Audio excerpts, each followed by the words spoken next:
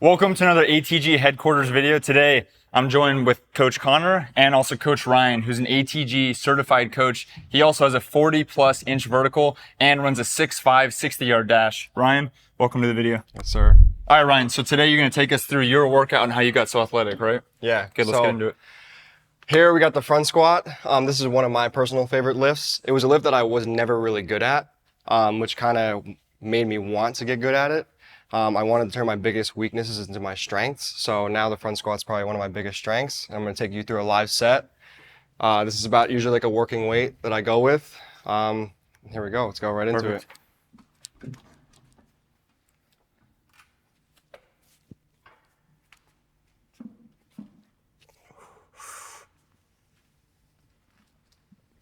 Nice.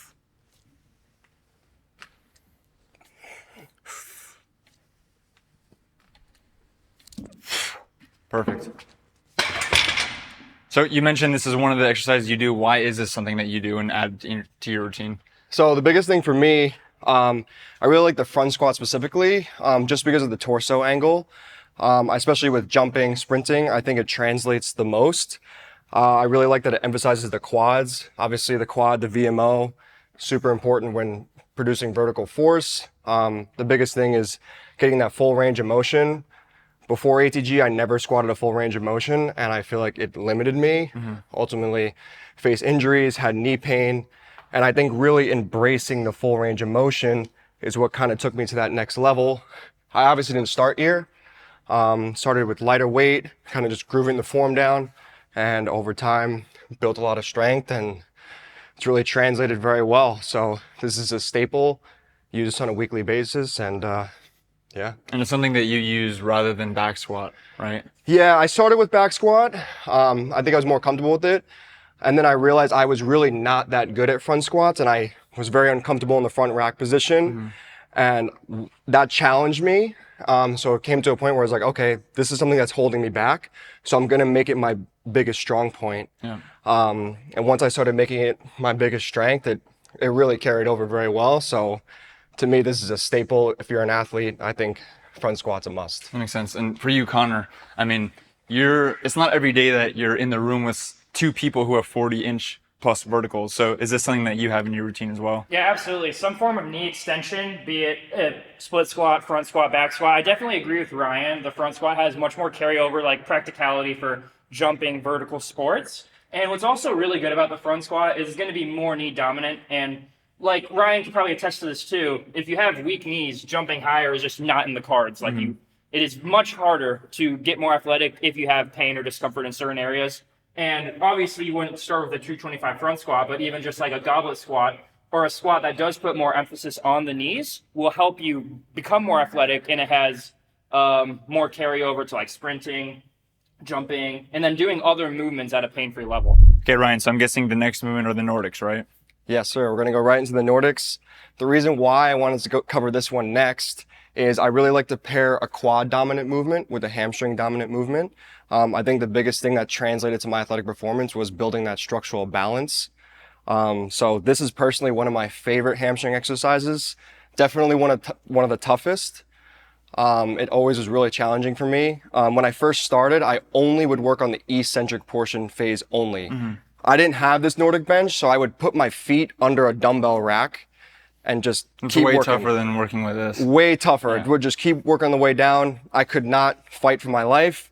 Stayed consistent, did it once a week, and I would say it's personally one of my best lifts, and definitely has had the best carryover to my athletic performance. You did say, so when you first started, you only worked eccentrics. Did you have any kind of hip elevation or any kind of slant so you could reduce your range of motion, or did you just strictly work all the way down? So I would just strictly work all the way down. I definitely would recommend if you have the tools to kind of stop yourself short.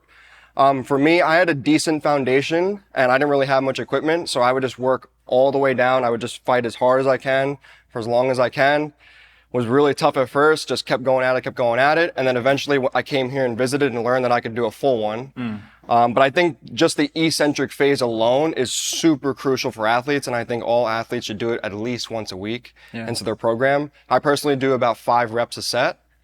And yeah. And just for context, for anyone watching this, you were a college baseball player, and Yes. this is kind of when you started working in. So a regular person, if they're going to be working the eccentrics, I mean, shout out the ATG Nordic bench. But the cool thing with this is that you can literally elevate this as much as you need. So for you, having this, I mean, obviously you're a college baseball player, you're already generally pretty athletic, but for someone who isn't, I mean, having something like this is so awesome. You can still work eccentrics and reduce the range of motion to reduce the risk of injury, right? Absolutely. I think this is one of the best inventions there is. I think scalability is huge.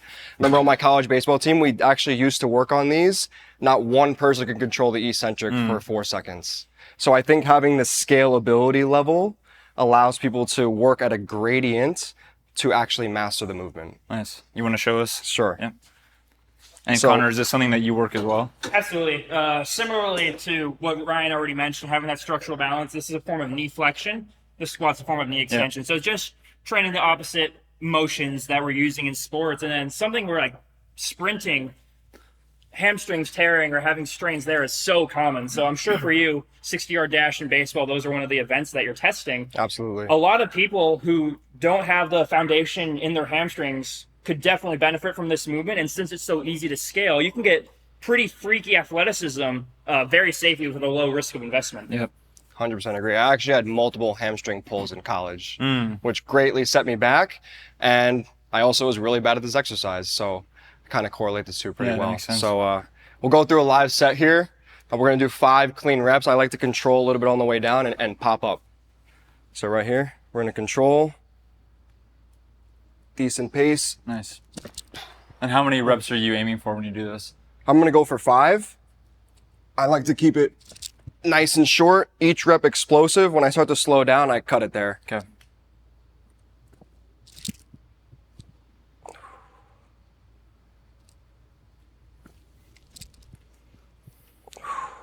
Nice. And since you did mention eccentrics, can you stay on there really quick? Yeah. Can you show what an eccentric would look like? Yes. And then also, because someone seeing this, they'll say, that's not an eccentric. I can't do that. Yeah. Yeah. So show what an eccentric looks like, and then also show how you push up to. Okay. Yeah. So this is how I started originally. I didn't have this, but this is obviously a great tool. I would just focus on fighting as hard as I can on the way down. So I would come here. I like to put my hands behind my back to start. Lower, slow, tap, and then just push myself back Perfect. up. I love And it. something I also want to touch on too, mentioning the eccentrics, eccentrically versus concentric movements, we're naturally stronger in. So you can get a huge amount of benefits just from doing the eccentric. You can get away, not saying don't strive to do concentric movements, but you can see so many benefits immediately just from working the eccentrics of these exercises. So it's to pretty much give people hope that you can still become a world-class athlete literally only doing what you did for like 4 months or Absolutely. however long you were doing the eccentric phase for, because that's, I'm sure, where you notice the biggest benefits of just doing the movement. You weren't working the concentric when you were seeing all these benefits, but it definitely does take your ability to the next level. Right. Yeah, I think starting with the eccentric was crucial because I had some ability there. I could do it. And notice each week I got a little bit better. And it's probably the strongest my hamstrings have ever been. And so it's a staple in my program, and I definitely recommend it to all athletes out there. Okay, Ryan, next one, we have the back extension machine. So take us through what you do. All right, so with the back extension, I feel like the lower back was such a missing piece in my training. I don't think I trained my lower back specifically once in college. Did a lot of trap bar deadlifts, could put up 400 pounds plus, but still would get injured, still would have lower back issues. And I really love this machine because of its scalability. And I like that it directly strengthened my lower back, which I feel like translates to all athletic movements, especially hip extension in a sprint and a jump. So this is definitely one of my go-tos. I did not start with weight. I think for athletes, adding load eventually is a good long-term goal. But for me, I just stuck to body weight. I would start here. I like to use these handles too to kind of regress a little bit, so not all the pressure's on my lower back. I would go as much range as I could without feeling pain, and I would help myself up a little bit. So when you first started, you did feel pain when you did this? I did a little bit. If I would go too low, I would feel tightness in my lower back. So right when I started to feel pain, I would stop right before that and come back up. It's a good lesson for people because, we get members online who say, I'm not progressing, it's taking too long. Here you are, a college athlete who felt pain by doing body weight back extensions. But the cool thing is You just have to realize it's all progressive. So you start 1 week, maybe you're only able to get, this low, and then the next week, this low, and then you keep on going lower and lower until you don't have to use your hands. But, I think people just need to keep that in mind. Even you being super athletic and a college athlete, you still had trouble when you first did this. Absolutely. I think everyone needs to start at what works for them. Don't push it too soon. Take your time with it, really master it, find a pain-free level that works for you, and you'll notice you'll progress a lot faster. So eventually, once I was able to let go, I was able to go all the way down. I like to fully round my back, extend right here at the top, squeeze my glutes.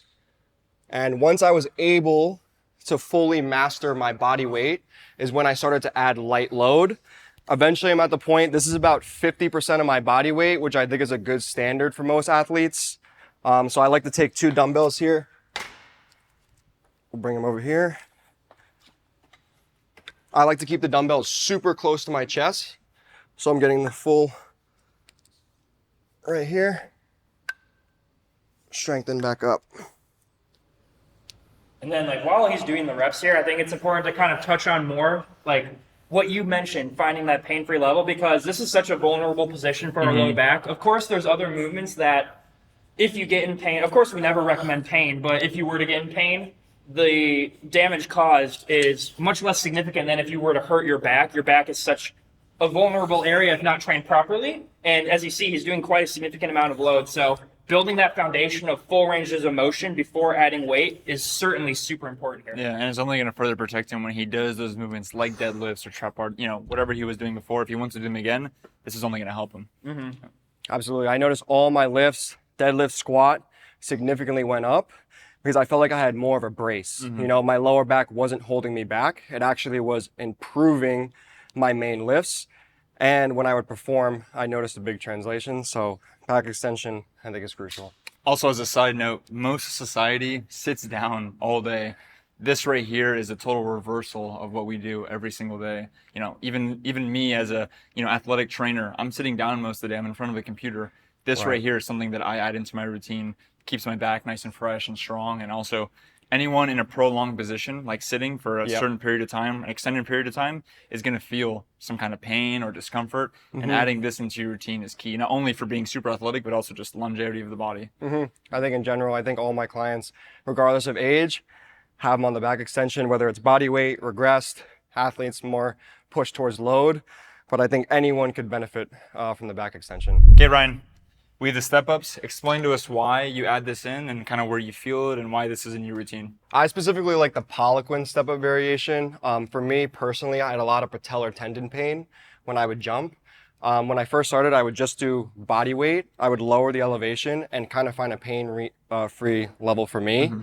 If you overload it too soon, you'll feel it right in the patellar tendon. I think getting strong in this movement and mastering higher elevation, getting that full knee over the toe with load really allowed my patellar tendon to adapt to handling force, which directly translated to my jumping ability to jump off the ground and also absorb the force of landing. So especially for jumping specifically, this is personally my favorite exercise. Eventually I've gotten to the point where this is about half my body weight. If you've noticed in some of these exercises, I have a specific amount of weight I like to do. I like to do it relative to what my weight is. So whatever the athlete is, say 200 pounds, 150 pounds, you could do structural balance based on how much you specifically weigh. So for me, this is a good load where I feel enough stimulus. I really feel it in the VMO. I get a really nice good quad pump, works the short range motion of the knee, and it takes a lot of carry over to jumping specifically. Makes sense. And for you, Connor, I mean, he mentioned half your body weight. Is this kind of the same weight? I know you weigh probably a little bit more than him, or maybe around the same. Roughly the same. Okay, so do you also kind of work those same numbers of doing half your body weight? So not to, call Ryan out. I've been doing this for a very long time. You've been in ATG for a relatively shorter amount of time compared to me. Yeah. And you've already seen very significant progress. So I honestly think you've probably progressed faster than I have as far as these movements go. But I've been doing this for 7 years. So I got to a point where I'm doing 100% body weight for 10 reps, 10 to 15 reps. And I've also been jumping for 10 years. So this is a very specific movement that correlates to jumping. Yeah. So just having repetitions of high demand on my body, I needed that ability to not only stay out of pain, but to pursue the jumping at greater levels. So for jumping, I agree with you 100%. It's an amazing movement, and just scaling it properly, going from your own body weight to even lower elevations, and even without a wedge, you're going to see improvements. But over time, I like personally to get to like 100% body weight on this exercise. Maybe nothing above that weight, but just really own the reps, going for higher repetitions over more load, which can be a little bit more risky as far as injury goes. That makes sense. All right, good. sure. You want to take us through this? Yes, sir. Let's do it. Go right under here. Good, so then you're elevating that heel, right? I like to elevate the heel. I like to feel pressure in the ball of my foot, Yep. so I feel balanced. Mm-hmm. Slowly lower, Nice. tap. And while Ryan's talking here, I can also kind of talk on this is a unilateral movement. So as you saw, like we've done a couple movements where we're training both sides at the same time, which is great, very time efficient compound movement. But with the step up or other movements like split squats or single leg back extensions, having that structural balance as well from side to side is very important. So let's say you jump off your left leg. Your left leg might naturally be stronger on the step ups versus your right leg, and unveiling that imbalance and kind of building balance from side to side is going to help you jumping long term and kind of prevent any patellar tendon or knee pain issues from coming back up. Yeah, it's so important to have both sides balanced out. I remember Ben went to his college, so he went to Eastern Florida State. He went back there a couple years later and did tests on the team, and he tested this one guy. He was about 6'10", off his left foot because he was a right-hand he was a right-hand guy. He was able to touch, I think, above 12 feet on his left leg, and on his right leg, he was only able to touch, I think, 10.6. So there's about like a 15+ inch vertical difference on both legs, which again, like you mentioned, can just cause huge injury risk for someone who's not balanced out on both sides. And I'm guessing that's something you've seen for yourself as well, right? Yeah, absolutely. I specifically noticed in my right leg, I'm left-handed, so I would jump off my right leg with a left-hand dunk. So I felt a lot of pain actually on my right side because I overdid it too much. I think balancing and unilaterally making my left and my right leg just as strong as each other is really translated well, put less pressure on this leg, and both legs can handle the force of jumping as high as I do and landing and catching that force. Nice. So Hey, finish it off. You gotta do both sides. finish it off. Yeah. Hit the left leg for you. So the left leg usually is no problem for me. And we'll go here. Good. And then something I just want to touch on more of just like how I would personally recommend going in about it. You want to start with the weaker leg. Always, yeah. Because you don't want to start with your stronger leg and then realize your weaker leg actually can't do the weight that you're lifting. Yep. So what we always recommend as ATG is always starting with the weaker leg, just so you can actually catch up your ability. Like let's say it's your right leg you said you experienced pain in. Let's say, just as an example, you put 135 on the bar, you could do 8 reps with your left leg, but only 5 with your right.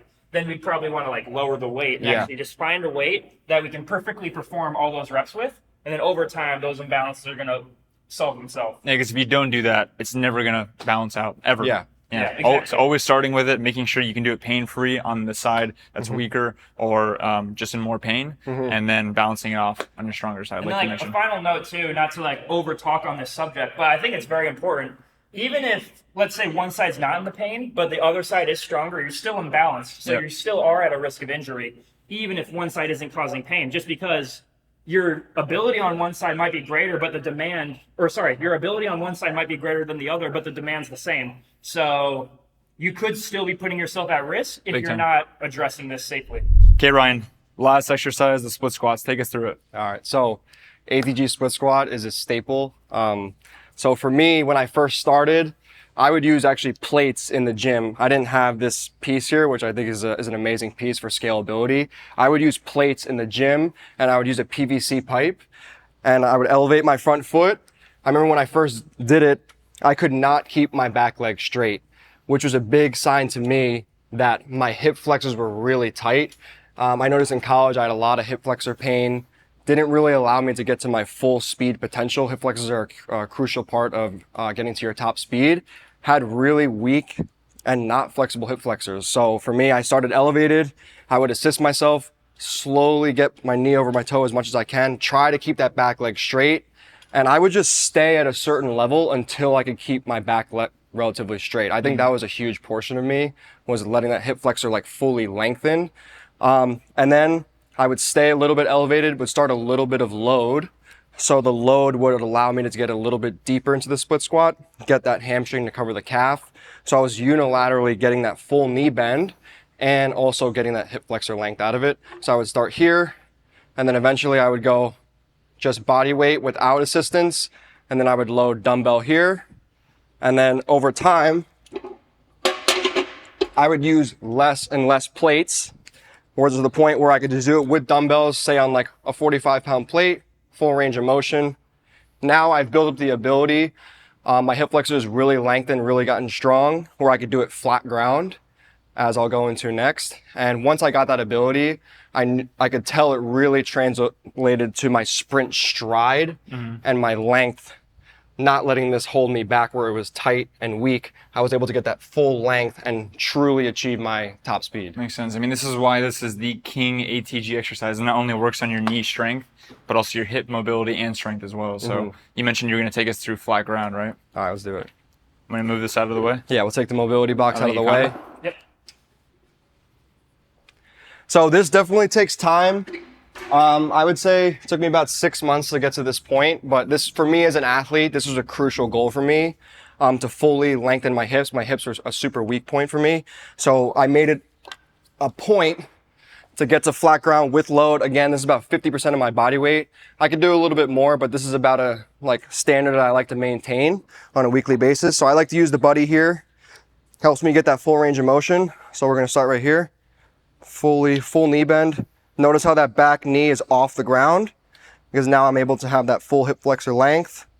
We'll go through about 5 reps here. You're also keeping your chest upright as well. You see some people, when they do it, their chest leans over. It's just because their hips are tight. But for you, your chest is nice and upright. Yeah, over time, at first it was not like this at all. Yeah. I think taking it nice and slow has allowed me to fully get into my hips, which I think hips are a crucial part in athletic performance. We'll go on the left leg here to make sure we're balanced. Yeah, and then what you probably noticed with all of the movements Ryan's done is literally every form is perfect. Same like Nordic squat, step-ups, the split squats here. The slow and controlled tempo, as well as actually maintaining and controlling the weight, is so important. A lot of people might go into these and maybe rush going into flat ground or with added weight, but perfect form really is king here. And the best benefits you're going to get, regardless if it's with weight or without, is by having that perfect form and integrity when it comes to doing the training. Yeah, it makes sense. Absolutely. And again, you have a 40+ inch vertical as well. Can you just show for the camera your split squat depth? Yeah. Your depth is, you don't need to use weight, it's up to you. Oh, I want to. Okay, good. Oh, look at that. Yeah, so I actually don't need that either. But All right. what I like to do, this is for sure the exercise I have found be the most beneficial for me. And similarly to what I mentioned before, I've been doing this for like 5 years. Yeah. So when I started though, I stunk. I'll show you why having the perfect form is so important and actually getting the coaching, because this is what my split squat used to look like. I used to think that was good form, but it's really getting that deepest range of motion while still having the back leg lengthened for the best benefits, to get the best benefits out of this exercise. And of course, what I like about it is it's a unilateral movement. So we're strengthening both sides, not only in the short range with the step up, but now in the long range with the split squat. And speaking of you as a dunker, you're obviously a taller guy. What are you, like 6'3" around? Yep. But you're not 6'9". You're not, it shouldn't be super easy for you to dunk, but it is. You can dunk easily off your left, off your right left, and your left right. I'm sure we can add those clips in there, but you're super balanced on all sides, right? Yeah, and that's something, kind of beating a dead horse. I've been doing this for such a long time. Fortunately, I learned about these principles in philosophy when I was 18 years old. So I can only imagine, the 12-year-old athlete or teenage athlete looking at this right now, even just doing a couple of years of this training, could significantly improve your athletic ability, as well as structural integrity to continue doing your sport at a pain-free level. So the jumping, having balance in everything you do. So even for throwing sports like baseball, I'm sure you're a lefty, so your external rotation with your shoulder is probably significantly different from with your right shoulder because you're always throwing left-handed. Absolutely. And that's how we just approach all these ATG movements. I love it. Well, thanks so much for taking us through this workout. I'll give you the final words that you want to say to close this video off. Yeah, for sure. I think all athletes out there, this is something that I wish I had when I was younger to build that strong foundation. Start at your pain-free level. Don't have an ego about it. Take your time, really master the movements, strengthen the areas that are going to translate the most athletic performance. Don't go for the most amount of weight.